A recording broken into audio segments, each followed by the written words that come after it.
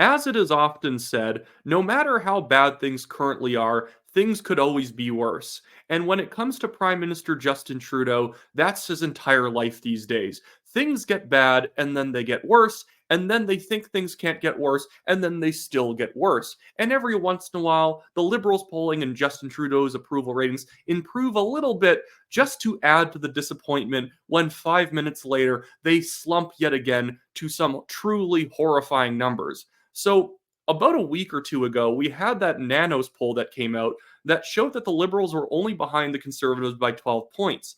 A really bad trail to have for the Liberals. That would still be a majority government for the Conservatives by quite a large margin.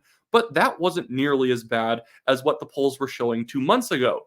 But now, after a lot of Liberal commentators came out and said, hey, maybe Justin Trudeau could catch a little momentum right now, things then dropped back down to being minus 20 points, minus 21 points. This new Angus Reid poll shows the Liberals behind the Conservatives by 21 points, but the cherry on top is that the NDP is within the margin of error, only 1 point behind the Liberals. That is truly an achievement for Prime Minister Justin Trudeau leading a party that was supposed to be the natural governing party of Canada. That's what everyone always says about the Liberals. They basically win elections on easy mode because they win a lot of ridings around the GTA area, the Peel region, Montreal, Vancouver, and then they just have to do a little bit of mop-up work in Southern Ontario, the Maritimes, and just winning a couple seats here and there in Manitoba and Alberta, and they can form either a minority or a majority government. The Conservatives always need to be winning the popular vote by a much larger margin because they tend to get stuck in certain parts of the country where it's hard to translate their votes further east or further west into British Columbia. But these days, because Justin Trudeau is just truly that bad of a prime minister, his own people are running away from him in a similar fashion to UK voters running away from Rishi Sunak and the UK Tories. It's a government where they're in opposite situations right now. The UK Tories are so useless, nobody wants to vote for them, where the Liberals keep stepping on every rake in front of them, so now their own voters don't really want the embarrassment of having cast another ballot for them and are either going to stay home or vote Conservative. Even a lot of these polls aren't really showing the NDP benefiting that much from the Liberal falling.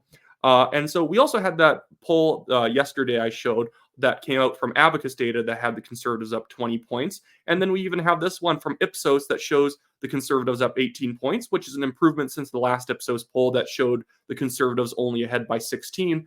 And I want to jump back to the Abacus data poll because it's truly harrowing for the Liberals just how bad the long-term polling has been for them.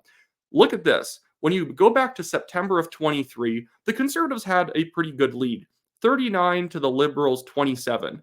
And now it's dropped to the point where, like the poll we just saw now, it's Conservatives 42, Liberals 21. This is not an outlier. This is a trend that has been occurring for more than a year now, that the Liberals have just been turning off their voters left and right, and people just don't really care to show up anymore.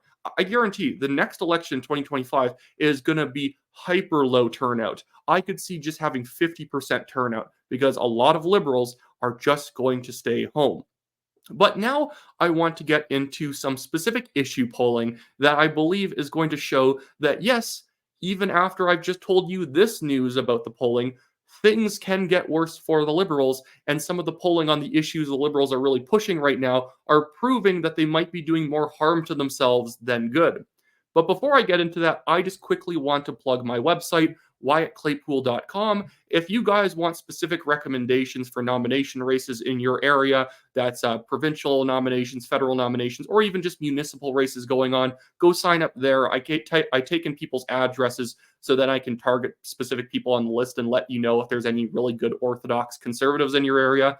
I think we need more organizing work from within the Conservative Party to make sure that we don't end up having red Tories sneaking in to strong conservative ridings and pumping the brakes on the reforms that a conservative government needs to make. Pierre Poilievre is doing a really good job, but if too many insiders start jamming red Tories through in these various ridings and we end up with a very oddly liberal conservative government, then it could stop a lot of the promises from being fulfilled, and I'm trying to make sure promises do get fulfilled. So if you want to hold the government to account and the new conservative government, go to my website, WyattClaypool.com, and sign up onto the organizing list.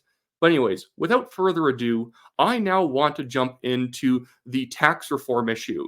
The Liberals, obviously, as everyone has seen in the news over the past, like, I guess it's been 2 months now, but it's been a really hot button issue over the past few weeks. The Liberals pushing their increased capital gains inclusion rate for anyone making over $250,000 in investments per year. They're telling people, well, this only applies to 0.13% of Canadians every single year.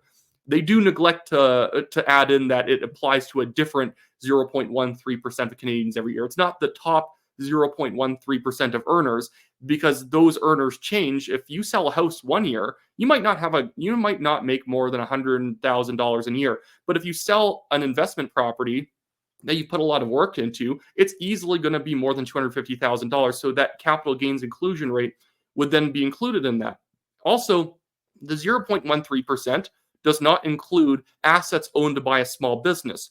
A lot of individual Canadians have a lot of money wrapped up in businesses that they own. And when you sell that, that is not included in the 0.13 of Canadians affected by the higher inclusion rate when you sell the infrastructure of your business, which is considered an investment.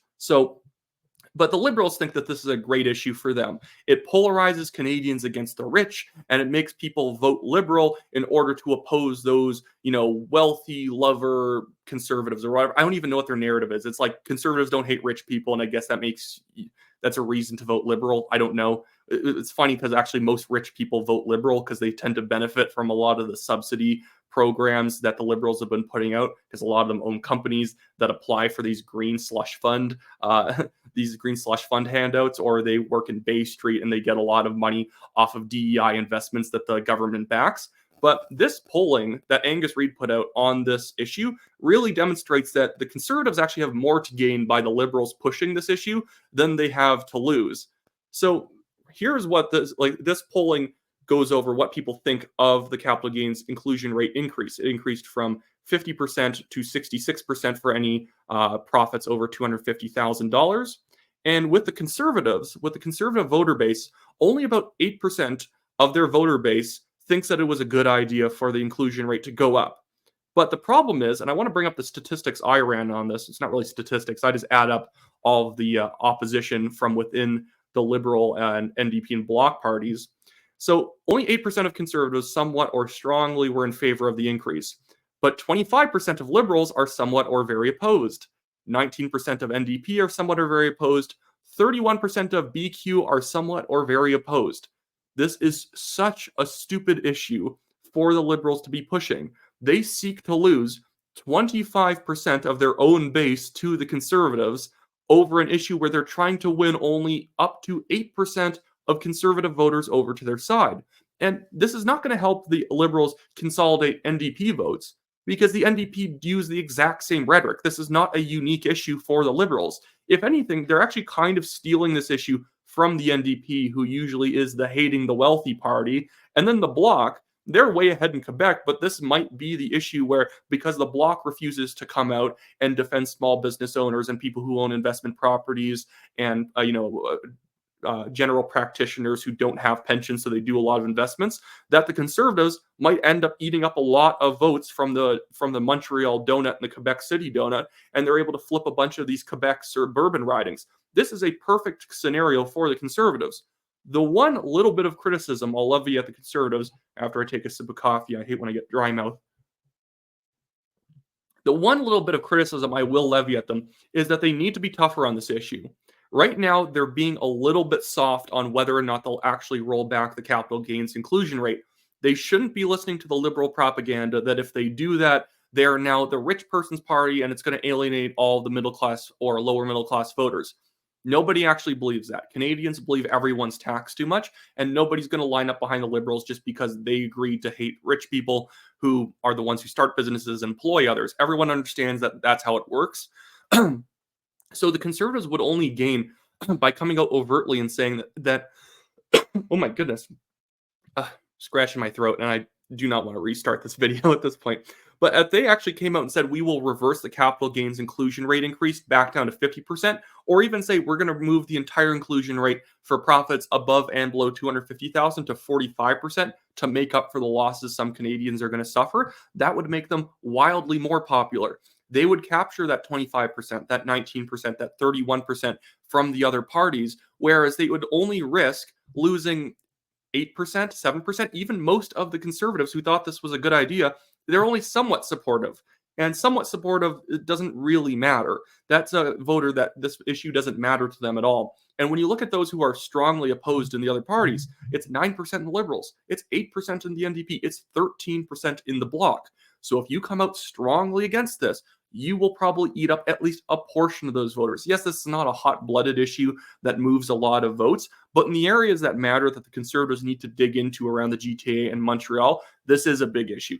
Also, Vancouver, any big financial center, this will help the Conservatives a lot with voters who used to feel comfortable with the Liberals because they worked in downtown financial sectors, and the Liberals tried to be as nice to those people as possible to not alienate them. They've alienated all the oil and gas people, people in mining, trades, and whatnot, but they've tried to keep the finance people happy. So if the Conservatives one up the Liberals on this and say, actually, we're going to take your finance voters from you, it can happen. They just have to be able to, frankly, man up a little bit here and take a strong stance. Because if the Conservatives feel like they're constantly focus grouping things before they take a stance, it feels a lot like O'Toole, and it's going to remind people of a party who seems nervous to take strong positions. Poilievre's great at taking tough positions. He needs to make sure his advisors aren't getting in his ear too much to be too cautious, because his lack of caution, in a good way, is what actually made him so popular. He believes in something, he thinks it's the right thing, he says it, and he takes the stance, and he benefits from that.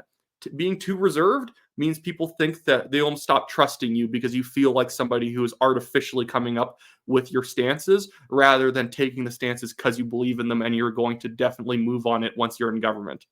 But anyways, that should be it for me today, guys. I just quickly also want to plug the Give, Send, Go legal fund for myself and the National Telegraph.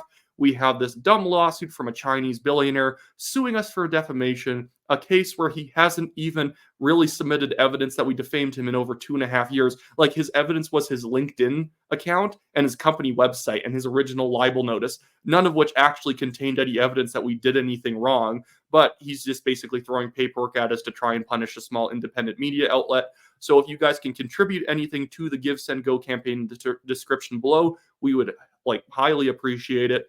And again, my website, WyattClaypool.com, is in the description below. Go and sign up on that website if you want my insights into local races. Maybe I end up never emailing you because you're in some part of the country where I don't have to tell you who to vote for because there's a fantastic conservative already there. But it gives me the option to be able to reach out and be able to give you guys advice or give you guys insights on races that you maybe want insight on. So you could even email me at Wyatt@WyattClaypool.com. Ask about a nomination race in your area, and if I look into it, I could email you and everyone else in that postal code in order to let you know who's the more conservative options and who are kind of the more flaky red Tories. I think people need to get more involved in nominations. I ran in my own nomination, Signal Hill. I was unfairly disqualified, but I'm not going to go home sad. I'm just going to keep fighting to make sure we get the maximum amount of change in this country, rather than just going and sitting in the corner, because that's what insiders would want me to do, but that's not how I actually behave. Anyways, that's it for me today, guys. Saying it for the second time, I'm sorry. See you later.